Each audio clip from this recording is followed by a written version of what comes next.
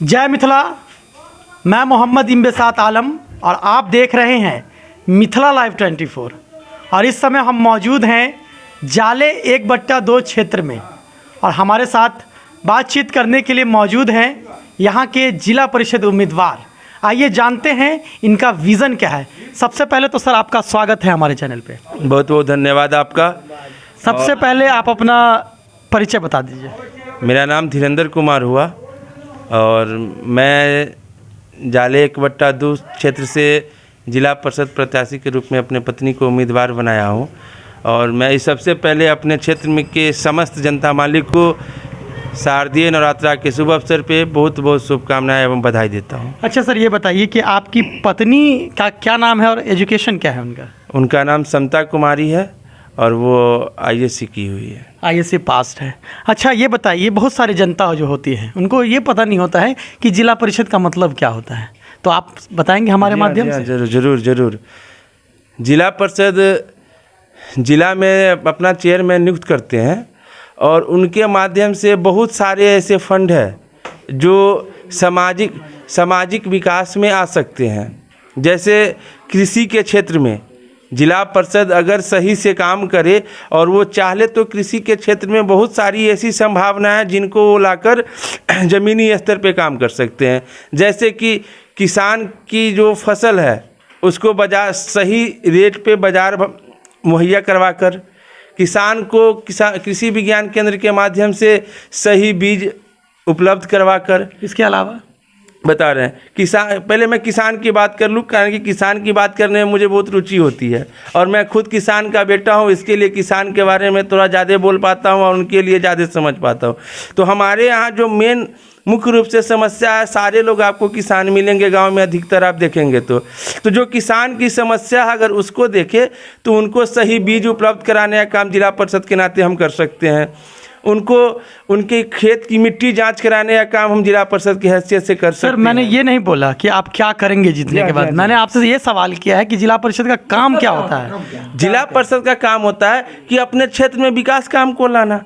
अगर कोई भी जनप्रतिनिधि अगर प्रतिनिधि चुन कर आते हैं तो अपने क्षेत्र का विकास करने के लिए आते हैं। आप जनता के बीच कौन सा मुद्दा लेकर जा रहे हैं? हम जनता के बीच विकास का मुद्दा लेकर जा रहे हैं कि आपने जिनको पहले चुना वो आपके लिए क्या किए और हम में आपको क्या संभावना नज़र आती है, उस चीज़ को आप देखिए। अगर आपको लगता है कि हम आप उस योग्य हैं, हम आपके काम में आपका काम आ सकते हैं, हम आपके सुख दुख में आपके साथ रह सकते हैं, तो इस पे आप वोट करिए और विकास पे वोट करिए।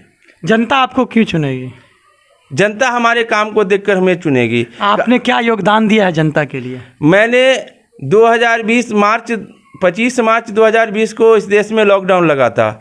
उस लॉकडाउन के दौरान मैंने अपने क्षेत्र में लगभग ऐसे जाले प्रखंड के अंदर 26 पंचायतें हैं, लेकिन हमने 13 पंचायत में पूरे लॉकडाउन जब लोग घर में सो रहे थे तो हम क्षेत्र में घूम रहे थे, या वो सैनिटाइजेशन का काम हो, या गरीबों के बीच अन्न बांटने का काम हो, या उनके लिए राशन की व्यवस्था करने की काम हो। इतना वो तो प्रधानमंत्री जी की है। प्रधानमंत्री जी का योजना अगर धरातल पे किसी को जनता के बीच में ले जाने का है तो वो जनप्रतिनिधि करेगा या समाज सेवी ही करेगा। अगर आप कितने % बतला सकते हैं कि जो अगर पॉलिटिकली या समाज सेवा से नहीं जुड़े हैं वो इस काम को करते हैं? लेकिन मैंने अपनी जवाबदेही समझते हुए कि हमारे जनता के बीच किसी प्रकार की कोई समस्या न हो, तो उनके लिए हमने, जब लोग घर में सो रहे थे तो धीरेन्द्र कुमार पूरे क्षेत्र में घूम के क्षेत्र की समस्या को देखकर मैंने पूरे लॉकडाउन के पीरियड में अपने 4 पंचायत में 5 पंचायत। अच्छा ये बताइए सर, ये तो हो गया, आप निजी कोष की बात चल रही है यहाँ तक, आप अपने तौर पे क्या सब किया है? निजी कोष पे मैं आपकी बात, निजी कोष से कोई भी जनप्रतिनिधि अपने जेब से कुछ नहीं करते हैं, वो सरकार से डिमांड करके लाते हैं। और सरकार, आप तो सर समाज सेवी है ना? समाज से भी तो मैं बता ही तो रहा था, आपने बीच में मुझे रोक दिया। मैंने श्रम मंत्रालय के द्वारा 2020 के दिसंबर के बाद से लेके अब तक 850 लोगों का अपने खर्चे से हर गांव-गांव जाके 850 लेकर लोगों का श्रम निबंधन कराया है, जिससे कि उस गरीब को 14 प्रकार की सुविधाएं मिलेगी, जिसमें उनकी बच्ची के शादी में 50,000 रुपया मिलना है, साइकिल खरीदने के लिए 3,000 मिलना है। अगर स्वास्थ्य कार्ड या आयुष्मान भारत का कार्ड प्रधानमंत्री जी का अगर उनके पास नहीं है तो उस कार्ड के माध्यम से वो 5 लाख का अपने परिवार में मुफ्त इलाज करा सकते हैं। अगर एक्सीडेंट से मृत्यु होती है तो 4 लाख का उनको सुविधा मिलेगी। अगर नेचुरल डेथ होता है तो 2 लाख की सुविधा मिलेगी।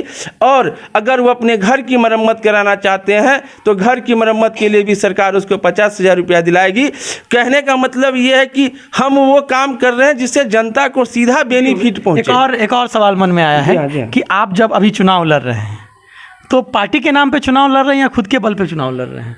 पार्टी, वैसे तो लोग मुझे बदनाम करते हैं कि ये भाजपा से हैं, लेकिन हम भाजपा से तो हैं ही, लेकिन हम सबके हैं।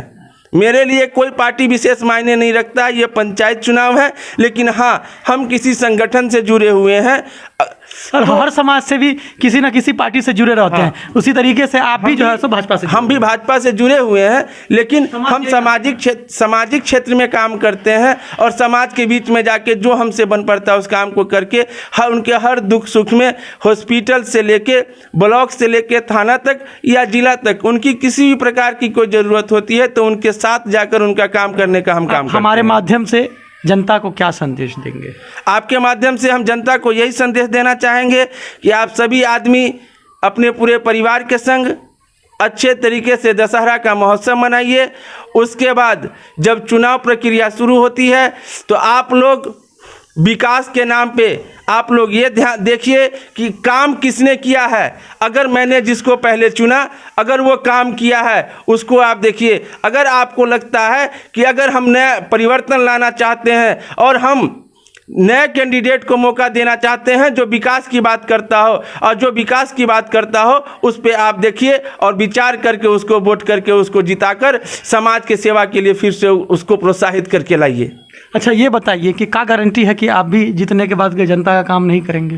कारण है कि हम दरभंगा पे बैठ जाते हैं, बहुत सारे जिला परिषद जाके दरभंगा में अपना घर बना लेते हैं, वहीं जाके रह लेते हैं। क्या भरोसा है आप भी कहीं जीत जाइएगा तो आप भी कहीं दरभंगा में जाके बैठ जाइएगा? जी जी जी, तो ऐसा होगा क्या? तो वैसे भी हम कह देते हैं कि मेरा कोनो पुश्तैनी जमीन दरभंगा में नहीं है जो हम जाके वहाँ पे रह लेंगे। वो सर तो जीतने के बाद लोग खरीद लेता है। तो हम गरीब के बेटा हैं, हम किसान के बेटा है, और किसान का बेटा अपना मट्टी से प्यार करता है, न कि जिला के गंदी हवाओं से प्यार करेगा। इसके लिए मुझे गांव में रहना पसंद है। हम शुरू से गांव में हैं, मेरा पूरा परिवार गांव में है, और हम वैसे भी हम किसान हैं, दरवाजे पे गाय रखे हुए हैं, तो इसी सब से समय नहीं है। तो हम दरभंगा में क्या आपका जो खर्च वर्च चलता है सब किसानी से चलता है। गाय रखे हुए हैं, छोटा सा पत्ता फैक्ट्री मेरा अपना है, इससे मेरा पारिवारिक खर्च चलता है। बाद बाकी जो मेरा समय बचता है हम लोगों के बीच में देते हैं। परसों की एक घटना बता रहे हैं, हमारे एक मित्र है खजुरवाड़ा के, उनके मामा जी को कैंसर का प्रॉब्लम हो गया था।